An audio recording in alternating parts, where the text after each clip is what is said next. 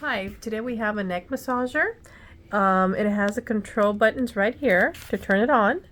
Different modes, heating if you want to heat it, or different speeds. So we have different modes. So this one's a little bit slower.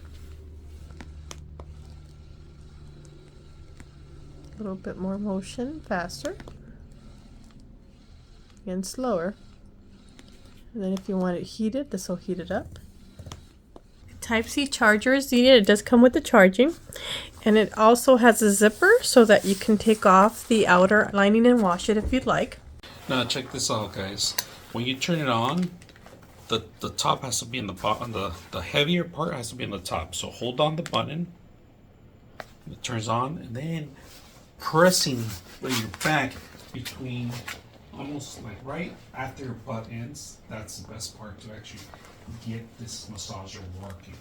And just sit back. I wouldn't recommend you tying it out or sitting anywhere behind it. If you're gonna do some massage for your back, make sure you do it carefully and don't put any pressure on it, and just relax the muscles.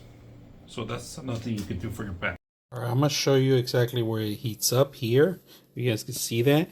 Now the hands, there's no heating on the hands. It's just more normally here in this area here. If you guys can see that. This is the part it heats up when it's massaging. You can always turn it off or even increase the heat.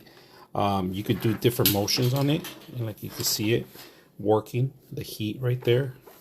So I like this part. It keeps you nice and warm, not too hot or anything, just enough warm so you gotta get that soothing feeling.